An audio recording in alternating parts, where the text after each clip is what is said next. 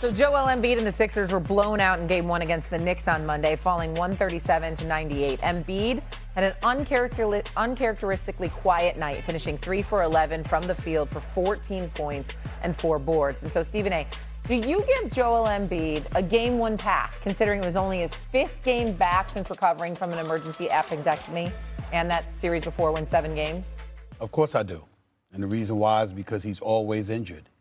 This is not an individual that can get in any kind of basketball shape because of his health. It's been the story of his career. We've seen Joel Embiid partially out of shape, completely out of shape. Doesn't matter. We know what he can do when he's on the basketball court. And we know on his worst day, he's good for 25 a night. He's that great. He's that great as a big man. Doggy, if you can talk about a guy like Bill Walton and how great Bill Walton was, but his career was limited due to injury, could you imagine what you could say about Joel Embiid with the arsenal that he has in his game? We've seen him. It doesn't matter what the moment is. He's always Joel Embiid when it comes to his talent. It's consistent. The issue is his health.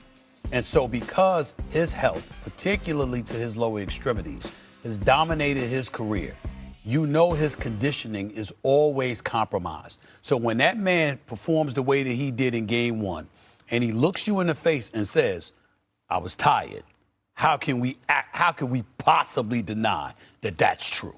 We know that's true, and that's the issue. Let me softly disagree. Okay. Because I respect Joel so much. But this is where LeBron has taught me many things over the decades. This is something LeBron taught me. If you are available, especially in a playoff game, if you are available, you are available. You go out there and play. Now, look, we have seen guys, I'll never forget OG Anunoby dragging that leg up the court. He shouldn't have been available. We have seen guys push it too far. Embiid's available. We don't know how many playoff games he's going to be available for. He comes out in the first quarter of that game, draws 5 fouls. It's a good game plan. He just couldn't do the execution. So I don't have any less respect for him making himself available, what he did in the last round.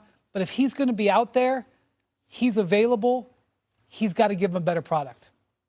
Brian, I cannot sit there and praise him to no end, rightfully so, on a Saturday night, and then they lose on a Monday night in the next series in the first game and kill him. I can't do that. So I'm with Steve. I got to give him a little bit of a pass. He played very well against the Celtics. He's probably the main reason they won.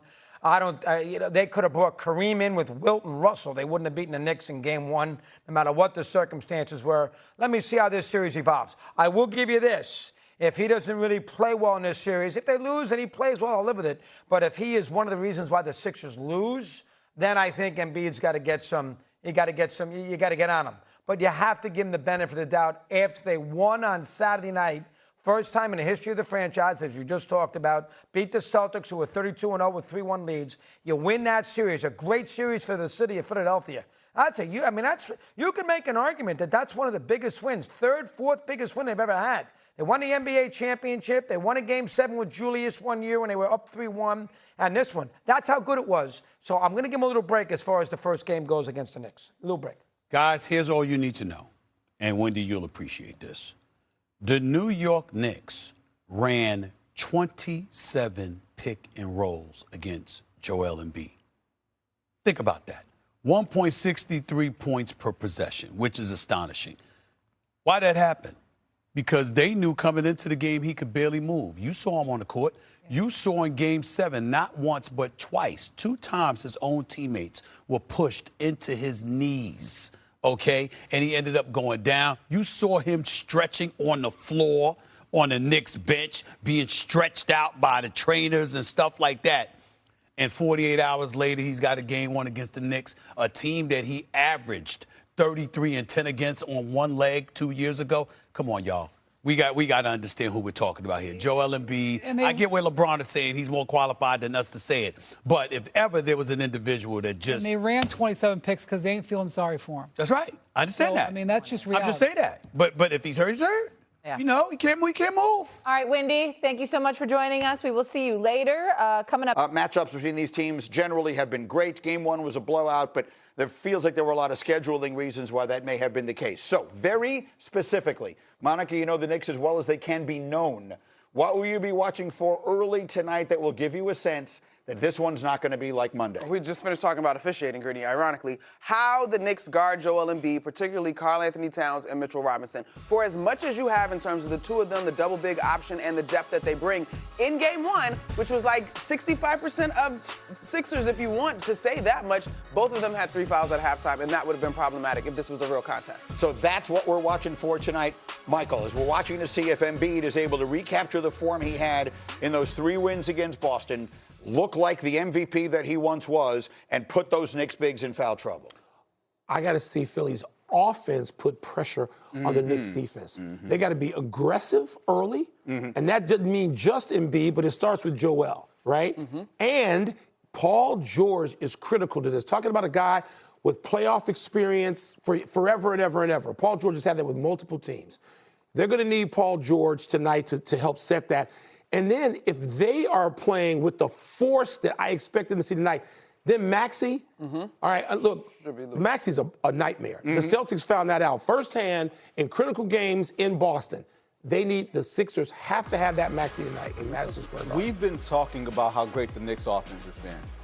The best defense for Philly is to have a great offense. Yes. And wear New York down.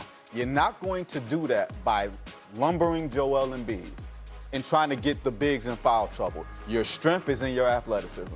That's Maxey, that's VJ Edgecombe.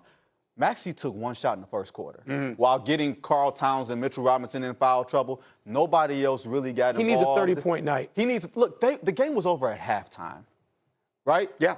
So you need... The Knicks haven't played a second half in 2 weeks. Yeah. No. Every game they've played has been over. Yeah, the Hawks look like second graders in that second quarter on Thursday night or whatever it was. But if you're Philly, you have to lean into your strengths. And your strength can't be worrying about, okay, let's get Karl Towns off the floor, let's get Mitchell Robinson off the floor. How about let's attack Jalen Brunson?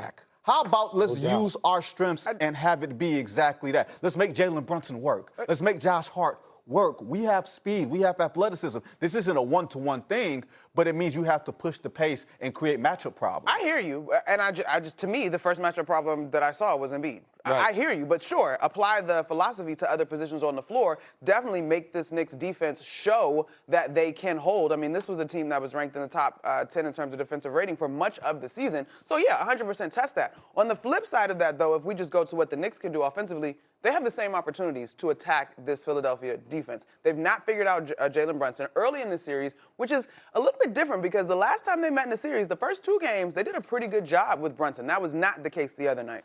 We're to see Brunson here. He's been spectacular. His postseason performances have been legendary, and in particular against the Sixers, he's been ridiculously good. The hunting down, Jay Williams was in here yesterday, did a great job of demonstrating the way that the Knicks hunted Joel Embiid, especially